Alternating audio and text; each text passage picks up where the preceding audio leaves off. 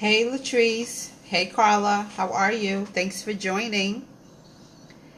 Happy Wednesday to everyone. Ask you to share this out. Come on, share this out with your peeps.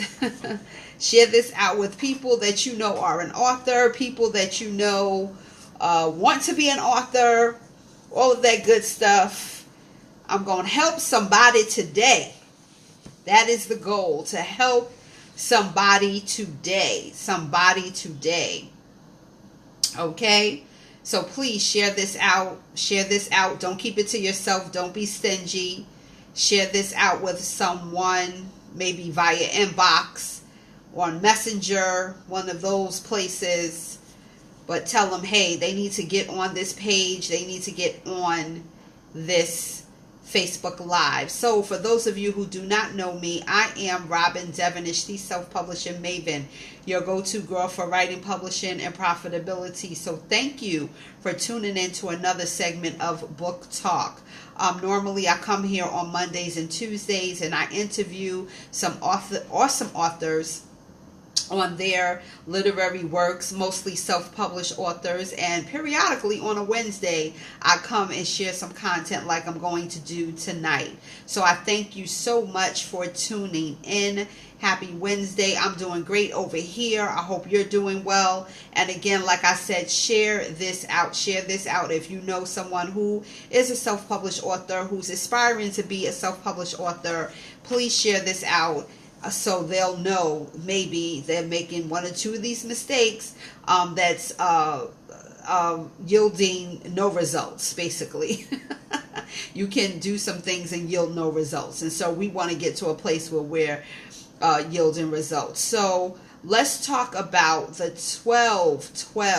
12 reasons that many authors struggle in sales. And so as I share these, understand that they are in no particular order. I'm just, I'm sharing them as, they came to my mind and writing my notes. That's how they came to me. So I'm going to share it with you how it came to me, right? So I have 12 and I have a couple of bonuses as well. To share. Okay. So number one, the first reason that I wrote down that authors struggle in sales is because they have an inconsistent message. And so what I mean by that is, let's just say, you have this book and you put it out there, and this book may be about love and relationships. But next week you posting that you're a travel agent. What does that have to do with anything? There's no consistent message. That so you want people to support, you want people to purchase the book, you want people to be touched by it. However, your message on social media, your messaging period is inconsistent. And so that's why you're not selling any books, because people are confused. And I've heard this plenty of times from my friend Shay Brown: a confused mind never buys.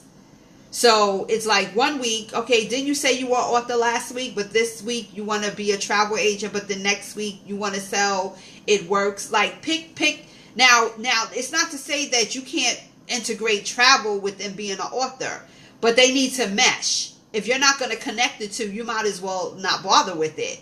And so you want to make sure that you have a consistent message. And so a lot of reasons why authors don't sell books is because their message is inconsistent. And so people, if they don't know what you do, they're not going to support you. That's just the bottom line, right? So number 2, inconsistent social media. You're very rarely on social media. Now let me say this. There are plenty of authors that have the ability to sell books and things like that when they are not on social media, right? However, if if you are saying that you want to be, this online sensation, or if you're saying that you want people to know you by social media, and because we know that social media is a tool for us to reach people, to reach the masses, to reach people across the globe, that's a beautiful thing. However, if your social media is not consistent, how are people going to follow you? So if you're posting, once every 2 weeks on social media, and then you're posting on social media something like buy my book, then yeah. Yeah, of course. Nobody's going to. So your social media is not consistent. And so that even goes back into what I said about having an inconsistent message. So your messaging on social media is all over the place, but then you're inconsistent in terms of what you're posting. So going back to my example, if you're saying that you are this expert in relationships, why are you not posting on social media about that? Why are you not talking about that? Why are you not offering encouraging words to people that are in relationships, whatever your target may be? Maybe you may talk to the single person. Maybe you're talking to the married person. But if you don't have a consistent message, and if you don't have a consistent social media calendar in terms of how you're reaching people and talking to them about your book, or even not even to say to buy my book, but basically for them to buy you, because that's what people do anyway. Before they purchase your book, they purchase you. They're purchasing you. That you said something that's profound. You said something that made them want to know more about you and about what you do. And so that's why they purchase your book. But if you're inconsistent in your messaging and you're inconsistent in your social media, then people are not going to follow you. That's just the bottom line. Okay? So number 3. And so for those of you who are popping in, thank you so much. Robin Devonish, the self-publishing maven, your go-to girl for writing, publishing, and profitability. And I'm talking about 12 reasons why many authors struggle with sales, right? So I shared 2 already. And like I said before, this is in no particular order. I'm just sharing based on, how I wrote the notes out. Okay? So number 3, you don't want to financially invest in your book. You don't want to financially invest in the editing. You don't want to financially invest in the book cover. You don't want to financially invest in someone in their expertise. You don't want to financially invest. And so if you're not willing to spend some money, now I'm not saying that you have to spend tens and thousands of dollars. That's not what I'm saying. But if you're not willing to invest, and you want to take on this whole attitude of, I'll do everything myself, then yeah, you're going to struggle with sales. Especially if it's your very first time writing a book. Especially if you feel like you don't have the support that you need to get this book out. Especially if you feel like you need to build your list, and you need to learn how to do that. And the best way to learn how to do that is talking to people who can help you to who can actually help you to make some of those things happen. And some of those things are going to cost money. So if you're not willing to financially invest, if you always want to cut corners, you always want to take the side block, the back door, all of those things in reference to your book, then yes, you're going to struggle with sales. You're going to struggle with sales because you weren't given that. Now, this is the thing. Even if you publish on your own, you should at least invest in coaching. Maybe invest in somebody that can give you a power hour and tell you everything that you need to know about publishing, and you make that one-time investment and run with the rest on your own. But the bottom line is that if you're not willing to invest, then you're going to struggle with book sales, because if you're new, how do you know? And there's a lot of information out there, and you really don't know what's the good information and what's the bad information. So why not invest in someone that can teach you how to do that, right? Number 4, you're focusing on selling to your friends and families. Oh my goodness. Oh my goodness. Your friends and family, they're going to buy strictly because, you're their friends and family. Because they may feel sorry for you, or because they feel like, let me just support because you're family. But your friends and your family are not your book customers. Your friend and your family is not going to be your now they can support you in your endeavors of what you're trying to do as an author. But if you're trying to sell to your friends and family, you're not going to make any sales.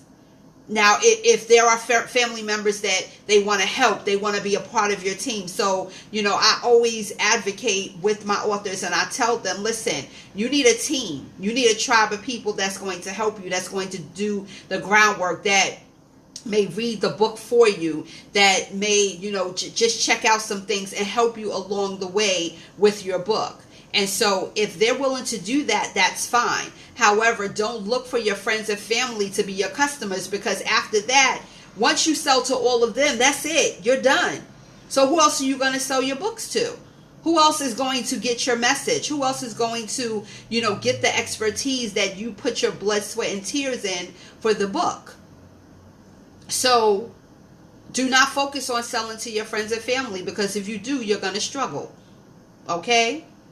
So just a quick recap, right? Number 1, you have an inconsistent message. Number 2, inconsistent on social media, right? And let me just sidebar with the social media. You don't have to be on every platform. You can be on one or two, one that you feel is the best, or one that's comparable to the type of book that you're writing. Okay? So number 3, you don't want to financially invest. Number 4, you're focusing on selling to friends and family. Number 5, you don't have a success map. What's the success map for your book? Where do you want your book to go? Where do you want your book to reach? Whose hands does your book need to be in? Right?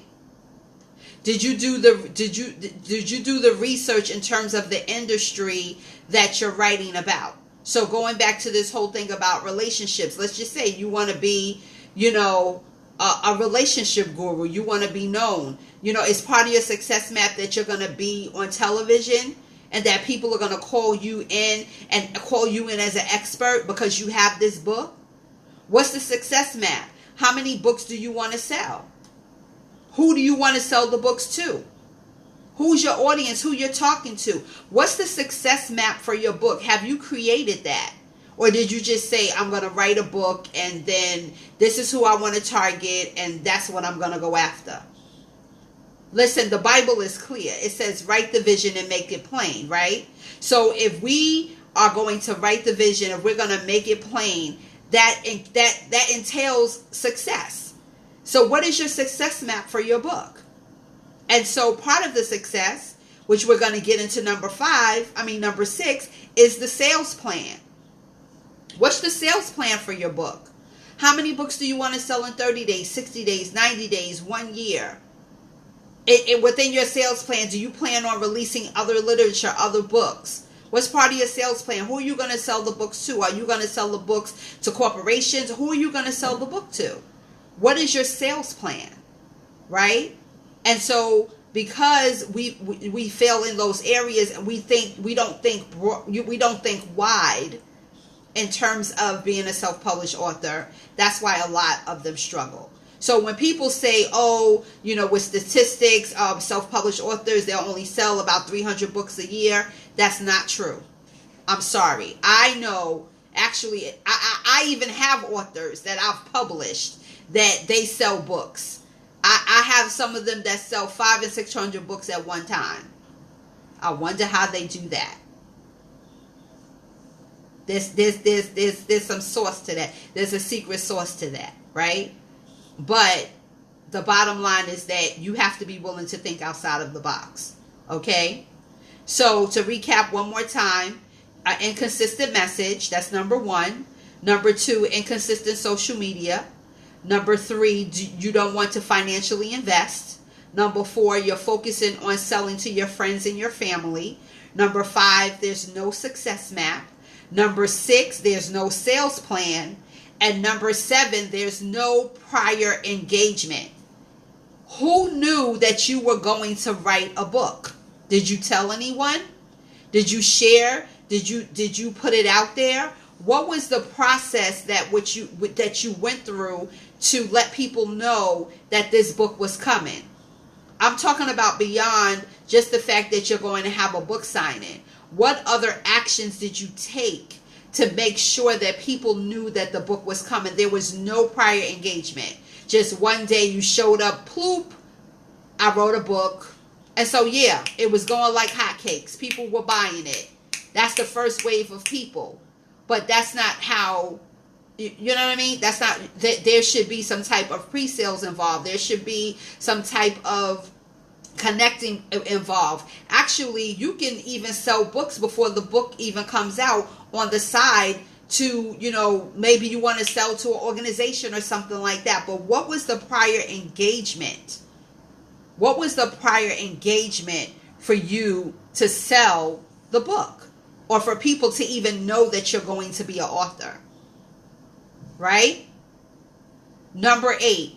And like I said again, this is in no particular order, just in the order that which, it came to my mind to write the notes. Okay? So number 8, the reason why you struggle in sales, a crappy book title. A crappy book title. I could do a whole Facebook Live on that alone. Some of these book titles that I read, I say, you have got to be kidding me. You have got to be kidding me. And listen, this is not, I'm not here to bash anyone or anything like that. I'm just being my truthful self. And sometimes we try to get way too deep with some of these book titles. We're getting way too deep, way off the deep end. Some of the titles are way too long. Some of the titles are vague. So then you have to explain the title, and if you have to explain the title, you might as well forget it, because the title should read as such, where the person will know what they're about to turn the page inside of the book to read. Right? So, book titles. The book title is crappy. It doesn't make sense. The person doesn't understand it. And there's nothing wrong with changing a book title. You can change it. Right? But one of the ways that you can test your book titles is just share with a couple of people. Listen, I'm thinking about writing a book. If I have these 4 or 5 titles, which one do you gravitate to? Just ask someone. Don't be the type, I'm gonna, keep my title to myself because I don't want anyone to steal my idea. You know how many book titles are out there that it's the same title? And none of us have a monopoly on words. So you can't trademark, a book title. You can't do that. That's not what you do. So yeah. Crappy book title, right? The next one, a crappy book cover. You didn't go and hire a good graphic designer to do your book cover.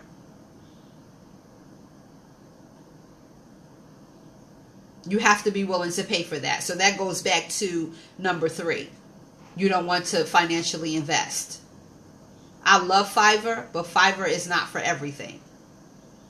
Sometimes but now it's not to say that there are no great graphic designers on Fiverr. I'm not saying that.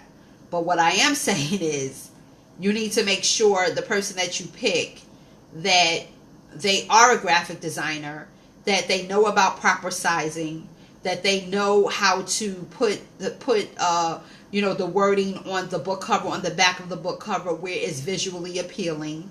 All of those things, right? You want to make sure. In terms of your cover, it shouldn't be too busy, especially depending on what the title is. It's okay if you don't have an image. Some titles don't require an image, and so you need to understand that as well. Some titles just require good lettering. That just good fonts, right? So a crappy book cover, people are not going to purchase the book. Okay? So let's recap one more time. We're almost done, almost home stretch, right? So, number 1, inconsistent message. Number 2, inconsistent social media. Number 3, do not want to invest financially. Number 4, focusing on selling to family and friends. Number 5, no success map. Number 6, no sales plan. Number 7, no prior engagement. Nobody knew that you were going to write a book. You didn't tell a soul. You just popped up. Number 8, crappy book title. Number 9, crappy book cover. Number 10, weak book description. I don't know how many times I read on the back of people's books their book description. It's weak. It has no clear direction. Right? In terms of, because that's what people do. When they pick up your book, they look at the front, and the first thing they do before they open it is they look at the back. And so they want to make sure that this description is something that will appeal to them. And so when you can't have a description, first of all, that's too short, but you definitely cannot have a description that's way too long. You don't have to put a dissertation on the back of the book. You don't have to. All you have to do, basically, you should have probably no more than 200 words, if possible, on the back of the book. No more than 200 words, and that's if it's a regular 6x9 cover. If it's under that, a 5x8, a 5x7, then it should be less. The back of your book cover should not be crowded, or the font is way too small because you want to put all of these words on the back cover.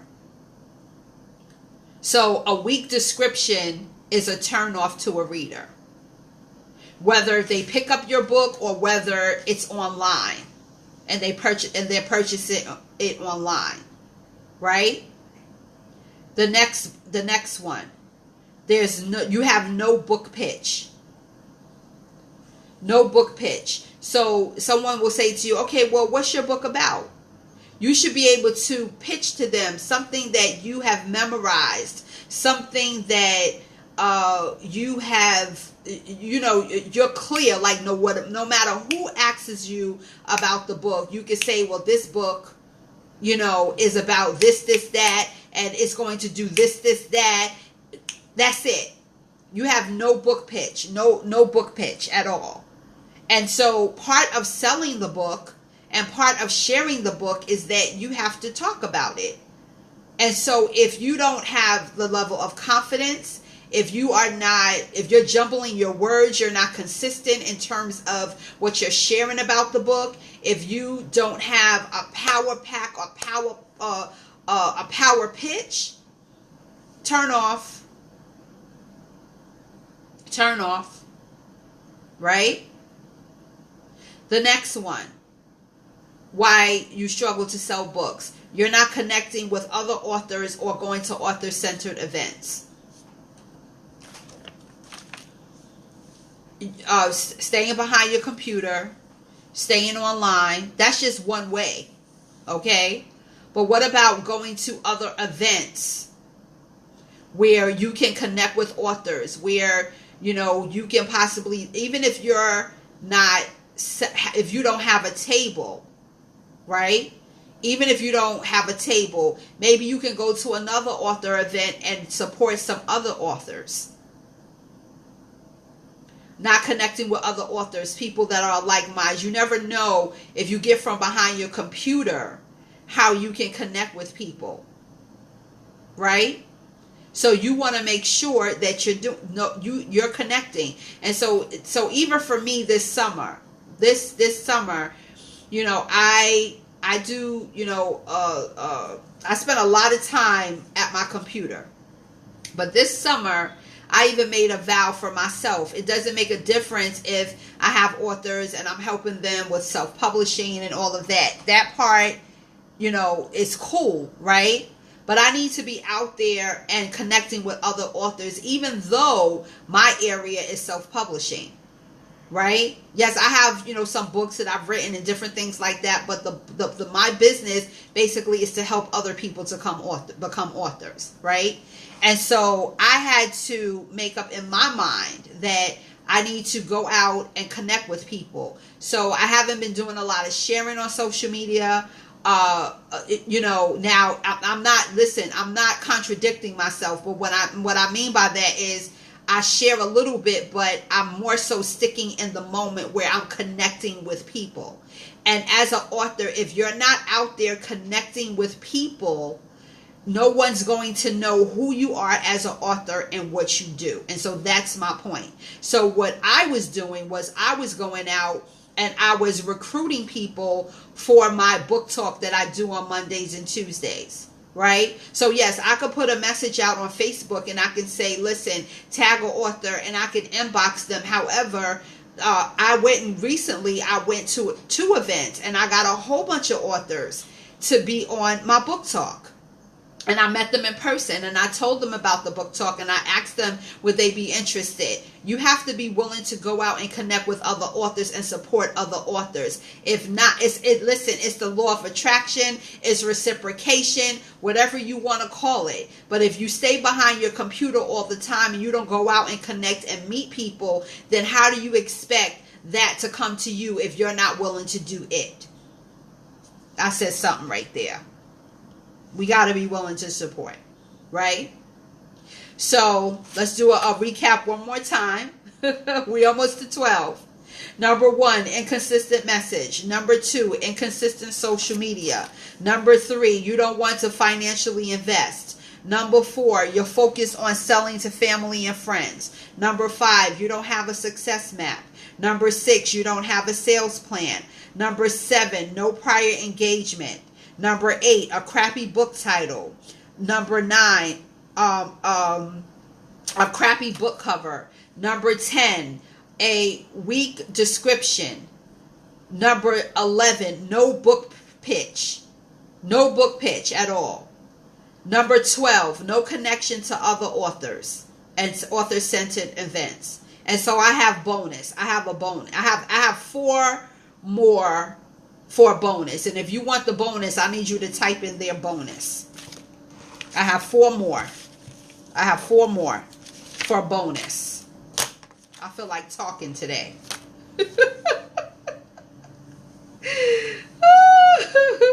And those, oh goodness. So I need you to type in their bonus. I have 4 for the bonus. 4.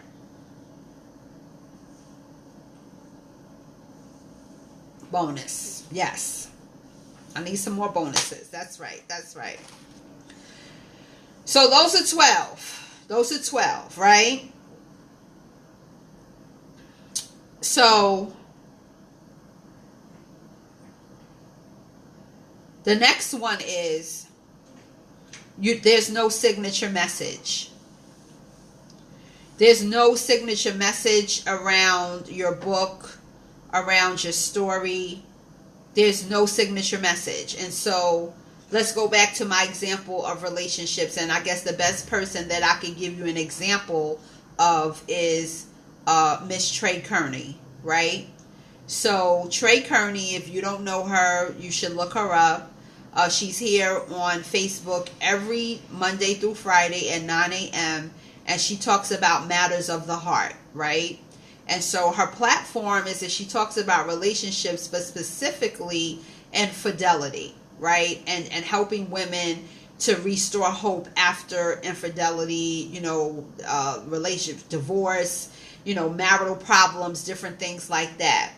But her message is clear, is signature, because of the fact that she shares her story of what she did as being someone married and making some mistakes in her marriage, right? And so she shares that on a consistent basis. Her message is signature. So not only is her message signature, now she has one book. It's Healing Time: Restoring Hope in Women After Infidelity. So that's her first book, right? So now she's dealt with, working with different women. and all of that in terms of matters of the heart and helping them to heal and teaching us how to honor and guard and respect each other's relationships. So she's been consistent in that. She's consistent on social media. She's consistent in her message. Her message is signature. And you know, and isn't it interesting how I could tell you her story if I wanted to? I just skated over it, but I could tell you because her message is so signature that, and she said it so many times to the point where it's in my memory now, and I can tell her story. And so a lot of authors, where they fall short is that they don't have a signature message that's related to their book. There's no signature message, right? So you need to sit down and create that. What's your story? What's your story, the background story of your book? What's the background story of why you wrote this book? What is your background story? What is your signature message that if someone asks you to go in Jacob Javits Center here in New York City and share your message, that you can share it easily and it's signature and people are going to remember it? Where is the message? There's no signature message. And so really that probably should have been number one on my page, but it's fine. Like I said, I'm not doing it in any particular order. But if you don't have a signature message, if your message is not consistent, if your message is not clear, if you're not on social media sharing it, you're going to struggle. Now, like I said, there are other platforms where you can still sell your books, but the bottom line is that what is your signature message? You need that. And if you don't have it, when you get off of here, you need to have one today. What is your signature message? Okay? So, the next one is you're looking to sell your book in only one way. There's more than one way to sell a book. Okay? So there's hardcover, there's softcover, there's ebook, there's audiobook. That's 4 right there, right? Then let's get into if you're selling to groups, if you're selling to corporations, if you're selling to nonprofits. I'm going to stop right there. We have to get to the point, especially as self-publishers, where we understand that there's more than one way to sell a book. There's more than one way to partner with someone at you being an author. But all of these other things that I talk about have to be a factor in what you're doing as well. So if you're trying to pitch to some type of corporation, they want to see what's your consistency online. How are you sharing? You know, you don't necessarily have to have a big following to be consistent. You understand? The following will build, right? So we're not buying followers. We're not doing that. We want organic followers. We want people that are going to follow us because we have something to say. We have something to offer of impact. And that is why they follow us. That is what we want, right? Ultimately, that is what we want. But we have to understand that there are so many ways to sell a book. And if you're looking for only one way to sell a book, you're going to struggle with sales. That's bonus. That's bonus number 2. Bonus number 3. The reason why a lot of self-publishers struggle with books is because they keep listening to people that don't publish books. You know how many conversations I have with people, and they say, my friend, you know, she published a book and she told me this, or this I was, you know, talking to someone that I met, and that's how I got myself in trouble with publishing a book. When I published my first book in 2007, that's how I got into trouble. Talking to someone who was not a professional. That's how I got myself into trouble. It took me 5 years to get out of the contract. The book really didn't do the way that I believe it could have done if I had not listened to that person. But I listened to them. But what I've learned from that lesson is you should not listen to people that are not professionals in this area. Now, it's not to say that if the other person, they publish their own book, it's not to say that there are certain things that you can't take from them and what they shared. However, you need to find an expert to have a conversation with to make sure that what they're telling you is correct, because it may have worked for them, but it may not work for you. Especially if y'all are not writing in the same areas, if y'all not talking about the same thing. What may work for someone else in terms of them publishing their book may not work for you. So just like, people say, oh, just upload your book here. That platform may not be for you. If you are looking for a certain type of reach with your book, then you need to talk to a professional on how to do that, right? So I hope this is helping somebody tonight. Because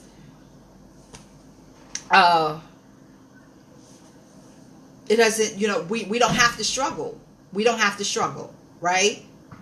So the last reason that I'm going to share, and that's the bonus. So I gave you 12, right?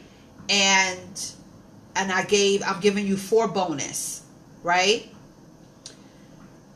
The last reason why a lot of authors struggle with their book is because they rushed the process.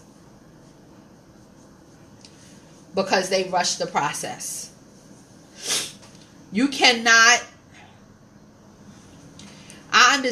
So really, to be honest, let me just say this. When someone, so we're going to go sidebar for a second. When someone publishes a book, let's just say through a traditional publisher, right?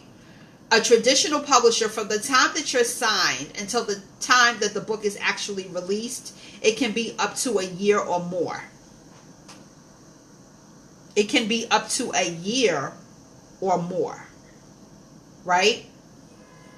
Now, I understand that some people, they want to release books because certain milestones in their life, they want to release it.